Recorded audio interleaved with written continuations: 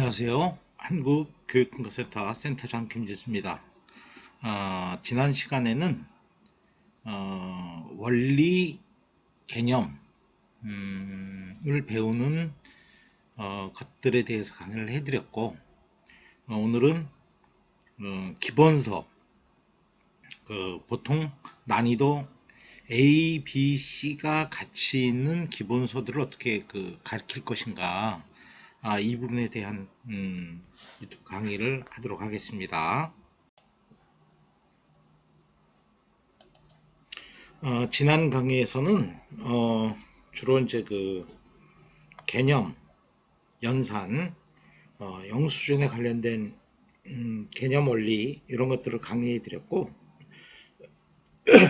오늘은 교과서 부분 A 플러스 B 플러스 C 난이도 응용 이 부분에서 강의를 해드리겠습니다.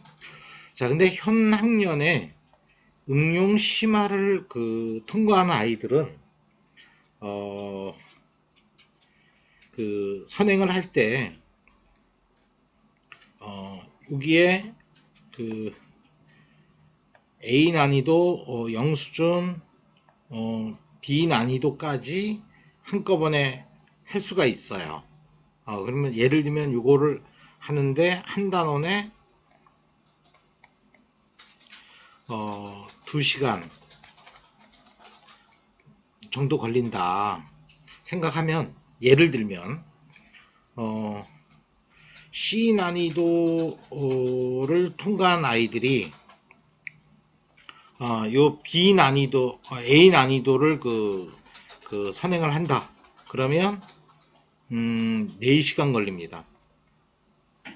그 다음 경시 올림피아드 난이도를 통과한 아이들이 A 난이도를 학습을 한다. 그러면 이런 아이들은 1시간 정도면 학습 목표에 도달할 수가 있어요. 그리고 이 B 난이도의 아이들이 A 수준의 단원을 다음 학년 걸 한다. 그러면 이 아이는 6시간 걸릴 수가 있어요. B 난이도에 있는 아이들은 A 난이도로 할 때 6시간, C 난이도를 통과한 아이들은 4시간, D 난이도를 통과한 아이들은 2시간, E 난이도를 통과한 아이들은 1시간 걸린다. 이건 예입니다. 예. 각자 예인데, 이 정도로 선행을 하는 것이 시간이 소요 시간이 적어진다라는 거죠. 그러니까 이 난이도를 높이는 게 더 중요하다고 이제 제가 가르쳐본 결과 아이들의 경험을 전달하고자 하는 겁니다. 그래서 이제 구체적인 교재를 가지고 한번 설명드리도록 하겠습니다. 여전히 똑같은 얘기인데, 수준 6이 개념이나 원리, 그 다음 5수준이 지식을 축적하는 과정, 교과서 수준이 되겠죠. 그래야 이것이 돼야 또 이제 응용 단계의 이해 과정으로 넘어갈 수 있고, 그 다음 응용이 돼야 더 응용의 난이도가 높은 문제와 심화 문제를 할 수 있고, 그러니까 이제 이걸 적용하는 과정이라고 보고, 또 더 수준 높은 수준 2의 문제들은 분석적 사고를 요구하는 문제들이 많이 있고, 수능의 2, 3등급을 결정하는 문제들이고, 심화, 경시 문제라고 할 수 있고, 종합적 사고 능력을 묻는 최고의 킬러 문제들, 변별력 있는 문제들, 올림픽이나 이제 올림피아드나 경시 문제들이 있겠죠. 이렇게 수준을 높여가는 이런 공부를 해야 된다고 봅니다. 그래서 이제 지역에서 학원들 보면 요 부분 난이도 A와 영수준의 문제를 가리키고 있는 가정학습, 그 다음에 뭐 대교 구몬 재능 이런 학습지, 공부방, 그 다음에 지역의 중견 학원들, 난이도 B, C 정도를 가리키는 학원들이 꽤 있는데, C 난이도를 안 가리키고 가는 학원들도 흥랑 부분이 있어요. 그걸 어머님들이 파악을 하셔야 돼요. 그 다음에 이제 뭐 지역의 리딩 학원들, 제가 강동구에서 그 보면 옛날에 이제 그 큰 학원들이 있었죠.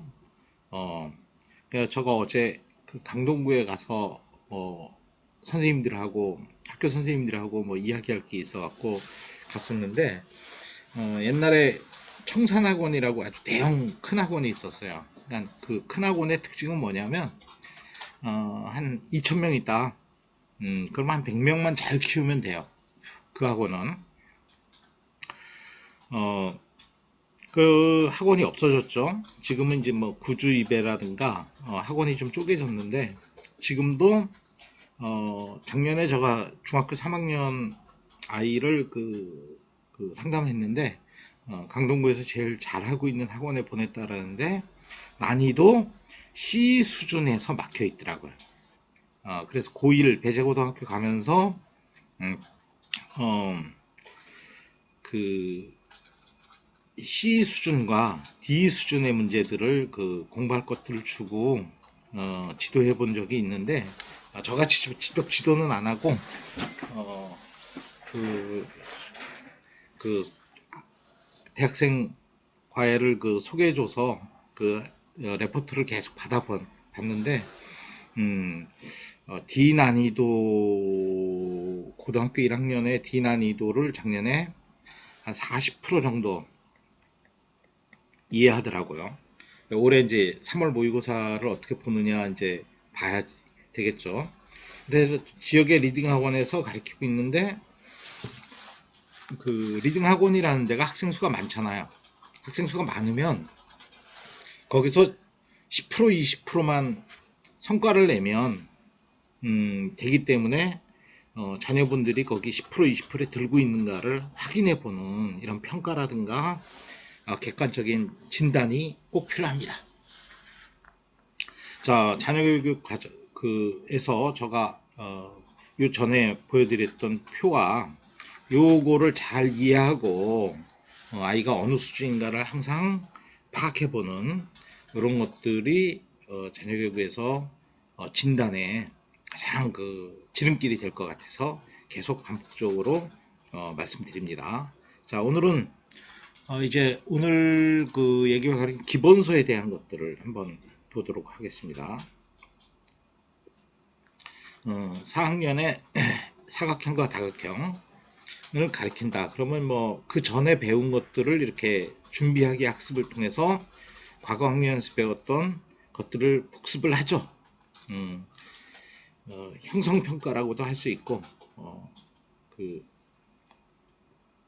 제가 잘못 얘기했네요. 준비학습, 진단평가가 되겠죠. 진단평가라고 할 수 있고, 그 이전에 학습된 것들을 어느 정도 알고 있는가.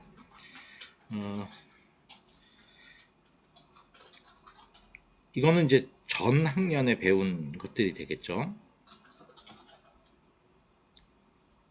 자, 이제 오늘 그 처음 배우게 될 이제 그 사각형에 대해서, 보통 이게 책들이 이게 지식의 개념들이 이렇게 설명되어 있고, 그 개념을 응용해서 푸는 문제들이 그 개념 설명을 이해하고 요 문제에 적용하는 이런 그 문제들이 가장 난이도가 쉽겠죠. 용어라든가 개념들. 그 다음에 그 옆 페이지에는 이제 문제로 익히기라고 해서 그 배운 개념이나 지식을 응용해서 풀 수 있는 문제들이 나오죠. 난이도 A 수준에 관련된 것들이죠.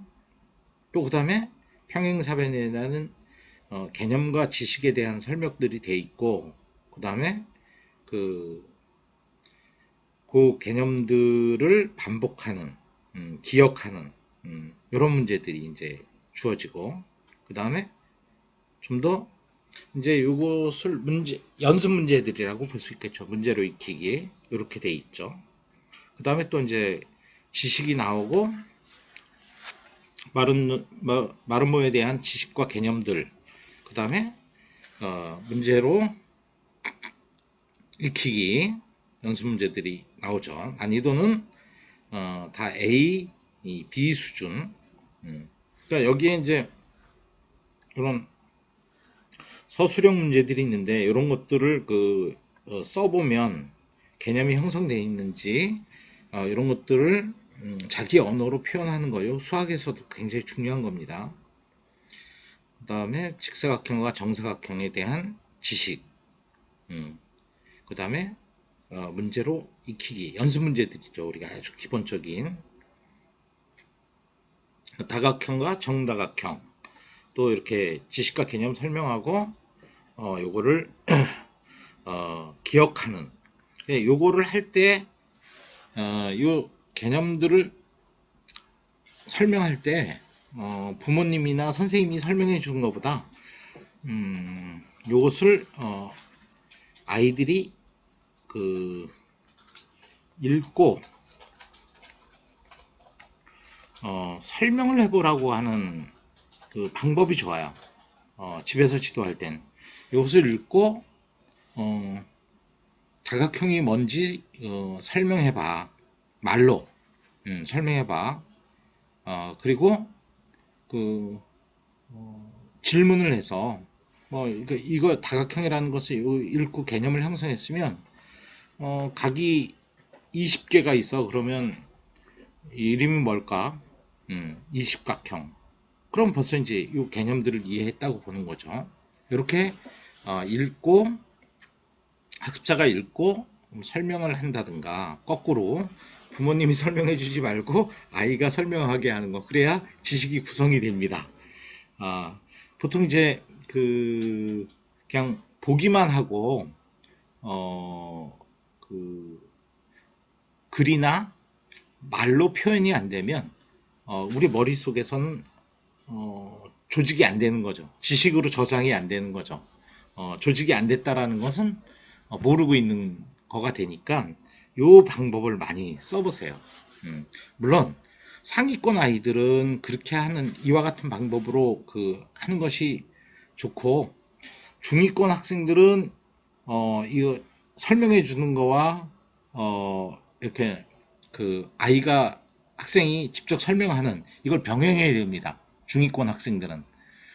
근데 하위권 애들은 이 설명이 많고, 그 다음에 교사나 학부형들이 요거를 설명해 주는 것이 많고, 대답할 때는 간단하게 물어봐야겠죠. 뭐 선분만으로 둘러싸인 도형을 뭐라 하니? 뭐 이런 낮은 수준의 질문부터 해야겠죠. 그리고 뭐 그림 구체적인 모형을 가지고 설명을 한다든가, 이런 것들을 하는 것. 하위권, 중위권 이하 학생들, 중위권 학생들, 중상위권 학생들을 하는 방법들이 다르다. 이런 것들을 말씀드리고 싶습니다. 자, 그러면 연습 문제들, 난이도 A, B의 수준의 문제들, 그 다음에 여기 대각선에 관련된 것도 이제 점점 이 단원에서 점점 1, 2, 3, 4, 5, 6 뒤로 가면서 어려워지죠. 그러니까 이 뒷부분을 중요하게 잘 해야 됩니다. 항상 가르칠 때는. 똑같이 연습 문제, 그 다음에 여러가지 모양 만들기. 요 단원에서 요 부분은 뭐 그렇게 많이 뒤에 학년의 교육과정과 연결되진 않아요.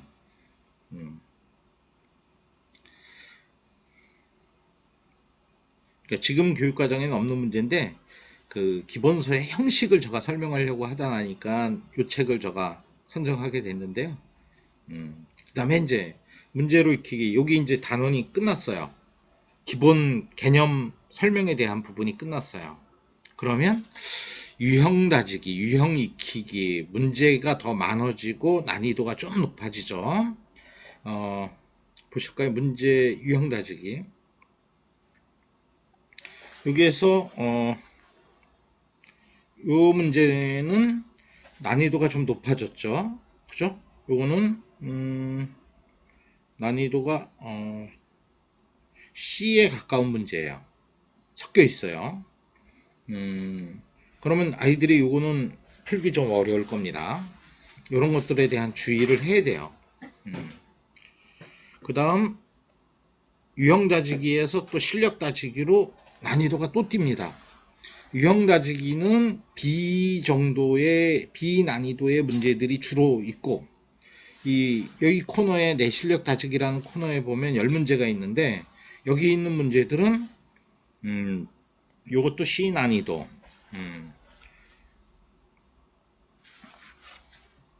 나머지들은 뭐 B라고 볼 수가 있죠. 그 다음에 또 여기에 있는 8번 문제도 C 난이도, 9번 문제도 C 난이도.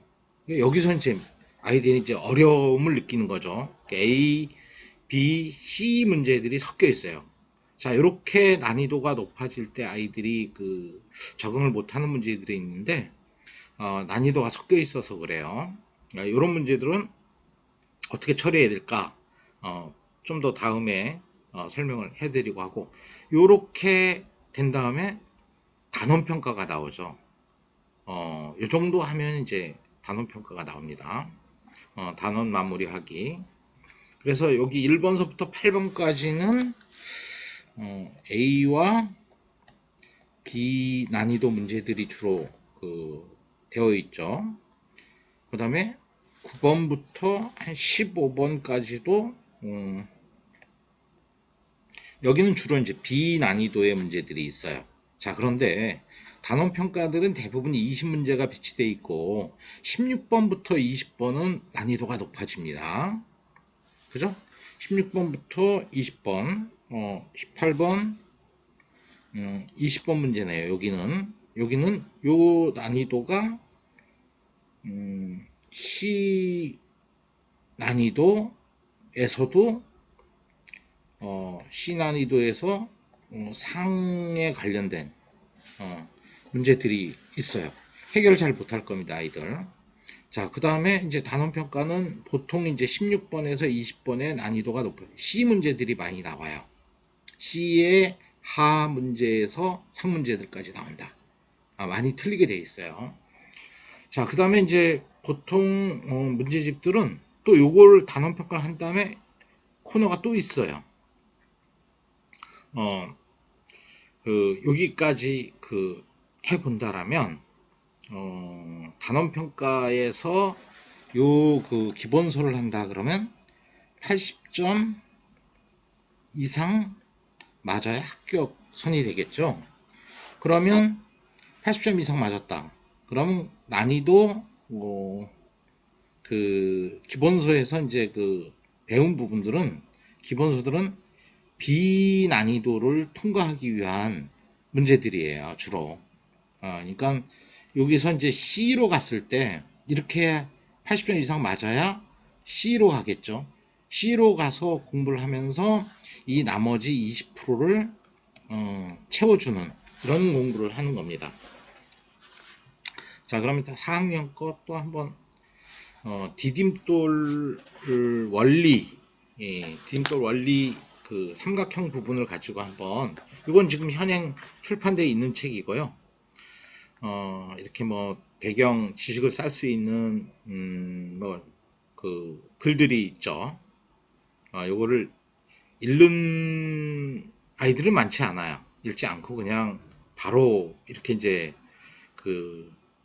지식으로 들어가는 경우가 있다 그랬죠. 제가 어제 지난 강의에서 이런 예각 삼각형, 둔각 삼각형 이렇게 용어들이 나올 때 배경 지식을 쌓을 수 있는 글을 읽는 것들이 쉽다. 글을 읽고 이렇게 응축되어 있는 지식을 본다라면 이해하기가 더 쉽다. 근데 바로 이것이 처음 예각, 둔각, 삼각형 이 용어를 처음 요것만으로 접하는 아이들은 이해하기 어렵다. 그러니까 요걸 나가기 위해서 쌓아야 될 배경 지식을 어느 정도 형성하고 있는가가 이 그 단원을 쉽게 이해하는 지름길이 된다. 그거 이제 그 말씀드렸어요. 그러니까 이 이전 단계 학습이 어느 정도 돼 있냐가 중요하다는 거죠. 자, 그러니까 이렇게 개념에 대한 설명이 돼 있고, 그 다음 연습 문제들이 이렇게 돼 있어요. 여기는 이제 삼각형의 두 가지 기존 분류. 그래서 변의 길이와 각의 크기에 따라 분류하기. 그러니까 변의 길이에 의해서 각에 의해서 그 분류하는 두 가지를 설명해 놓고 그 다음에 이 부분이 된 다음에 연습 문제가 나오는 거죠.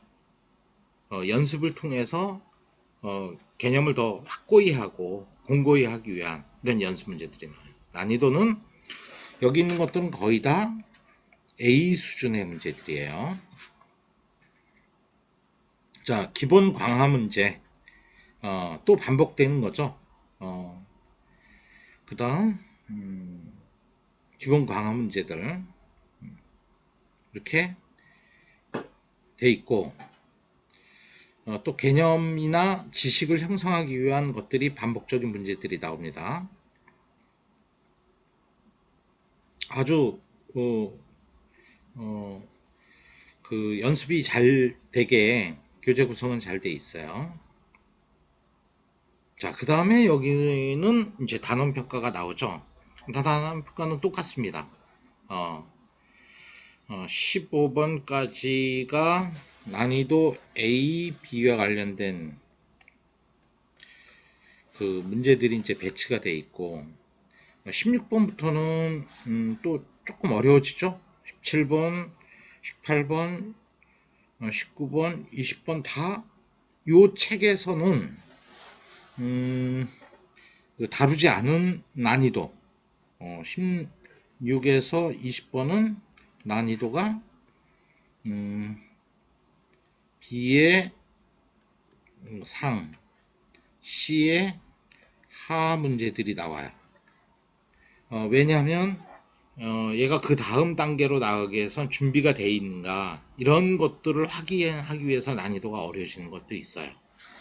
자, 이렇게 구성되어 있고 틀리면 아마 16번부터 20번을 주로 틀릴 겁니다. 아이들이 여기서 적어도 5분의 3 정도는 맞아야 그 다음 단계로 나아가는 게 원활해요.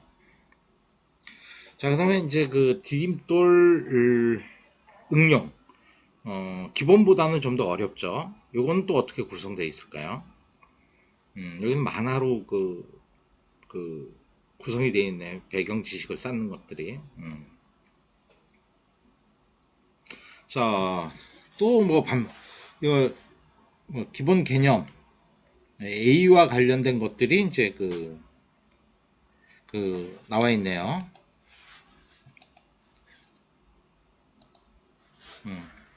A와 관련된 문제들이 주로 구성되어 있고 또 반복이죠. 어떻게 보면 개념 지식에 관련된 이렇게 개념 지식에 대한 거 연습 이렇게 되어 있습니다. 자, 그럼 기본에서 응용으로 이렇게 이제 되어 있는데 조금 이제 난이도가 높아진 거죠. 근데 기본에서 응용으로 갈 때 이런 문제들은 난이도가 상당히 있는 문제들이죠. 그래서 어려워할 수 있다. 또 여기 보면 여기도 이제 난이도가 높아진 문제들 8번, 12번 이런 문제들이 이제 난이도가 아이들한테 어렵게 느껴질 수 있겠죠. 벌써 이게 난이도가 높아졌어요. 여기서는 B의 중급 문제들이 나오기 시작했어요. 14번부터 19번, 20번, 19번까지는 뭐 주로 이제 B의 중상급 문제들 뭐 이런 문제들이 배치가 되어 있네요. 20번부터 여기가 좀 난이도가 높은 문제들이 좀 있네요. 24번, 23번 이런 것들은 아이들이 좀 어려워할 수 있겠죠. 난이도가 좀 높아진 문제들이죠. 또 여기는 가게 크기에 따라 삼각형 분류하기니까 처음에는 좀 쉬운 문제들 주제별로 되어 있네요. 점점 난이도가 높아지죠. 36번 문제 이런 것들은 좀 어려운 문제들. 자, 그 다음에 이제 그 주제가 세변의 길이 합과할 때 변의 구하기. 난이도가 좀 여기 이제 B의 상이나 상에 관련된 문제들이 있네요. B의 상, C의 하 문제들. 그렇죠? B와 B의 상과 C에 관련된 문제들. 그러니까 여기는 주로 B와 B의 중, 상 문제와 C의 하 문제들이 있어요. 그래서 이걸 통해서 문제의 응용력을 기르기 위한 이런 부분으로 그 주제로 된 그런 책들이네요. 상당히 그 기본서에 비하면 그 단원평가의 문제들이 상당히 수준이 높아졌네요. 그죠? 이런 문제들 같은 경우 아이들 어려워하는 거고 19번, 20번 문제들 또 난이도가 있는 문제들이죠. 이렇게 기본보다는 응용서의 난이도가 높아진다. 난이도가 높아지면 아이들은 많이 틀리게 된다. 자, 그래서 이런 것들에 대한 경험을 잘 분석해 볼 필요가 있다라는 거죠. 제가 설명드린 난이도 A, B, C 문제가 여기에 들어있는 것 같아요. 기출 단원 평가가 또 레벨이 하나가 더 높은 게 있네요. 자, 뭐 14번, 12번 이런 문제도 아이들이 어려워하는 요 과정에서 B의 상, C의 하 문제를 반드시 통과해야 되는 문제들이 들어있네요. 그렇죠? 19번, 20번, 17번 다 아이들이 어려워하는 난이도. 여기 단계에서 17, 16, 17, 19, 20번 문제들은 C 단계 하, 중 정도의 난이도로 C 단계를 통과하는데 가장 중요한 문제들입니다. 근데 무당수가 적죠, 여기선. 그래서 응용은 B가 중심이다. B의 중상 문제들을 통과하기 위한 주요 문제들이 많이 포함되어 있다. 이렇게 볼 수 있는 교재인 것 같아요. 마지막에 이제 사고력 반짝 이런 문제가 있는데 기본소를 가리키는 법에 대해서 원리와 디딤돌 원리, 응용 또 기본서의 다른 교재를 가지고 제가 설명을 드렸는데 교과서의 디딤돌 응용 교재를 보면 좀 우리가 알고 있는 거와 달리 디딤돌 원리가 요 개념과 연산 A 과정에 있는 책이라고 보면 될 것 같고요. A하고 이 원리는 A와 B. 디딤돌 응용이란 책은 저희가 얘기하는 C단계의 중심이 아니고 B단계입니다. 디딤돌 응용은. 그러니까 A 단계, B 수준, C 수준이 섞여 있는데 C는 10에서 20% 정도, 10에서 20% 정도의 문제, 그러니까 B가 중심인 거죠. 디딤돌 응용은. 그래서 제가 쓰고 있는 응용이라는 말하고는 좀 차이가 있다. 이렇게 이제 보시면 될 것 같습니다. 그래서 수준으로 따지면 그 5수준, 4수준, 3수준 문제들이 디딤돌 응용에 섞여 있는데 C도 살짝 섞여 있죠. 자, 그래서 그 학습을 할 때는 0수준을 할 때는 개념과 원리를 할 때는 요거만 집중해서 하고, 또 그 A 수준을 나갈 때는 1, 2학기 1단원부터 6단원에 A 수준을 나가는 게 집중하는 게 훨씬 학습에 효과가 있어요. B 수준을 할 때는 B 수준만 1, 2학기 1단원부터 6단원을 하는 게 좋고, C 수준을 할 때는 1학기, 2학기, 6단원까지 집중하는 게 좋아요. 예를 들면 디딤돌 응용책을 할 때 이 A, B, C가 섞여 있는데 C를 무리하게 도전하다가 발병이 나는 경우가 많아요. 그러니까 이거는 패스하는 겁니다. 패스하고 이 C단계 문제들을 학습할 때 집중하는 게 더 효율적이다. 난이도에 따라서 가르칠 때 A 수준을 공부할 때는 A 수준, B 난이도를 할 때는 B 난이도, C 난이도를 할 때는 C 난이도, 이렇게 집중하는 것이 훨씬 낫다. 문제집은 이렇게 A, B, C가 섞여 있는데 이걸 하다가 C 단계에서 발병이 나는 경우가 많이 있어요. 그래서 이것을 좀 주의해서 하면 좋겠다. 그래서 제가 또 다음에 설명할 때 지금은 이제 교양적인 설명이고요. 아주 디테일한 설명을 하는 거는 또 다음에 더 진행하도록 하겠습니다. 자, 오늘은 기본서에 관련된 강의를 해드리고 있는데요. 일단은 원리, 개념, 연산 부분은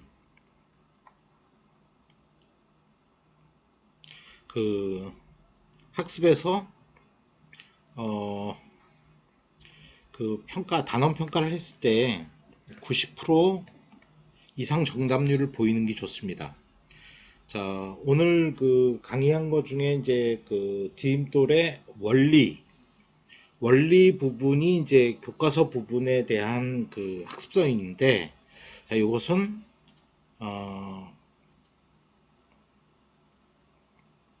90에서 한 85% 이상 성취율을 보이는 게 좋고, 그 다음에 디딤돌 응용의 단원 평가는 한 80% 정도를 성취하면 그 다음 단계로 90%를 했다 그러면 2단계로 나가고 A단계로 나가고, A단계를 90에서 85를 했다 그러면 B단계로 나가는, 그리고 80%를 교과 수준으로 했다 그러면 C단계로 나가는, 이런 과정이 필요하다.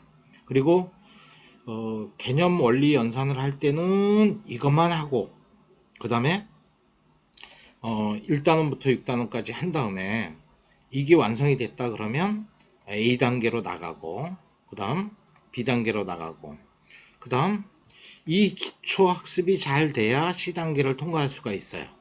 또 C단계를 해야 완전 학습이 돼야 D단계로 나갈 수 있어요. C와 D는 다음 시간에 강의하도록 하겠습니다.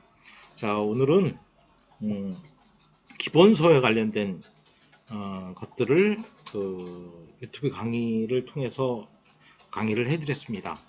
좀 더 자세하고 단원별로 가르쳐야 될 핵심 내용들에 대해서는 이후에 더 강의를 해드리겠고, 오늘은 교양적인 수준에서 강의를 한 겁니다.